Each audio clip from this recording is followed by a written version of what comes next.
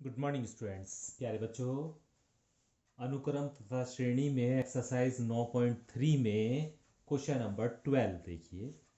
और question number 12 ये कहा है, एक गुणोत्तर श्रेणी के तीन पदों का योगफल 39/10 है, उनका गुणनफल 1 है, तो हमें सार्व अनुपात अर्थात आर का मान और पदों को ज्ञात करना है। कहा है गुणोत्तर श्रेणी के तीन पद हैं, गुणोत्तर श्रेणी के तीन पद हैं। तो प्यारे बच्चों, जब भी इस तरह का क्वेश्चन आएगा गुणोत्तर श्रेणी के तीन पदों का, तो वो तीन पद हमें मानने पड़ेंगे और वो इसी रूप में होंगे। तो लिखेंगे गुणोत्तर श्रेणी के तीन पद A upon R comma A R होते हैं। ये तीन पद ही हम मानेंगे जब इस तरह का क्वेश्चन आएगा। ठीक है। अब हमें क्या शर्त कह रखी है, प्रश्न के अनुसार क्या कह रखा है कि इन तीनों पदों का योगफल 39/10 है। अर्थात ये पहला पद जमा दूसरा पद जमा तीसरा पद, पहला पद जमा दूसरा पद जमा तीसरा पद किसके बराबर है? 39/10 के। और ये कहा है इन तीनों का गुणनफल अर्थात A upon R into A R 1 के बराबर है। तो r से r कैंसिल हो गया, a की पावर 3 बराबर 1, तो a बराबर आपके पास 1 आ गया है। ठीक है, तो ये आपका प्रश्न में दे रखा है प्यारे बच्चों। ठीक है, तो a की वैल्यू 1 आ गई है। इस a की वैल्यू को इस वाली समीकरण में रख दीजिए a की जगह, तो बन जाएगी 1/r plus 1 plus r equal to 39/10। यहां से एलसीएम ले लीजिए, आर एलसीएम आ गया, बचेगा कितना? 1 प्लस आर स्क्वायर बराबर 39/10। आर पार गुणा कर दीजिए, तो 10 plus 10r plus 10r square बराबर 39r। 39r को भी उठाकर इधर ले आइए, तो 10r square minus 29r plus 10 बराबर 0।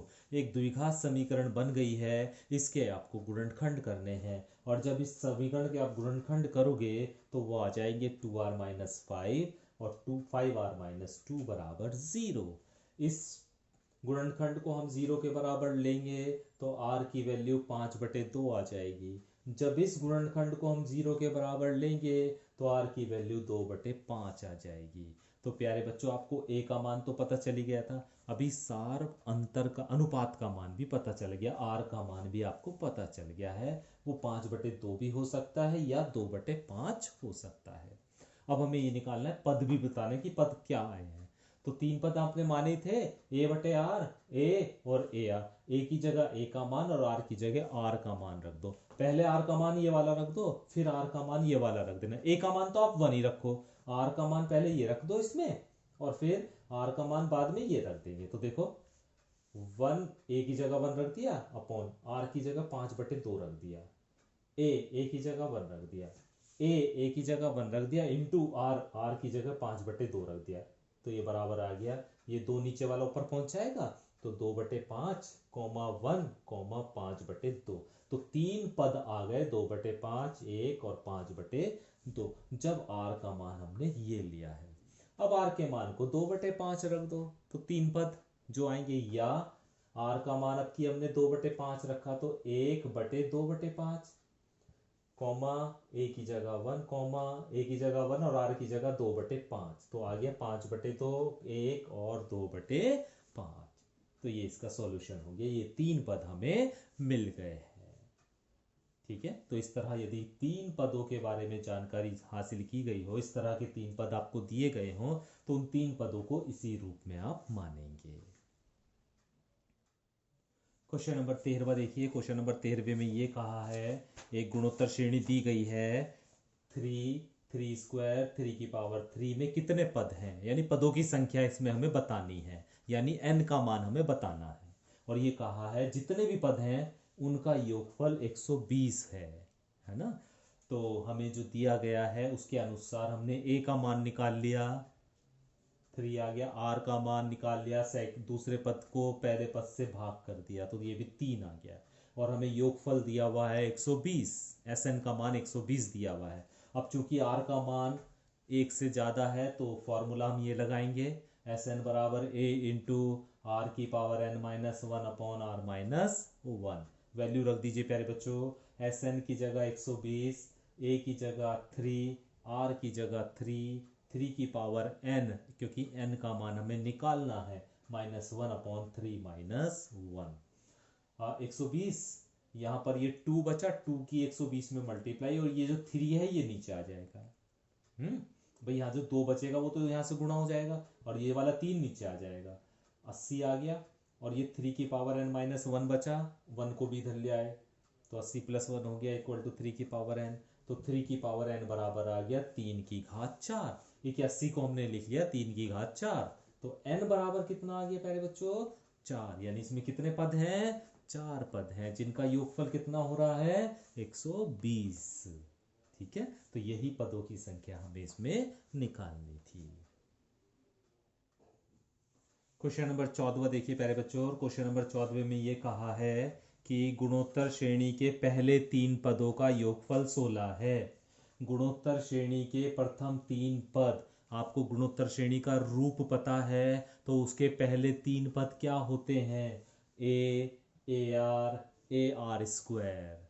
पहले पद यही होते हैं ना, 3 प्रथम पद, ए आर और ए आर स्क्वायर। इन 3 पदों का योगफल 16 के बराबर दिया हुआ है। तो a + ए आर स्क्वायर बराबर 16। इन तीनों को हमने जोड़ दिया और उसे किसके बराबर दिया हुआ है? 16 के बराबर। ये हो गई आपकी समीकरण नंबर 1।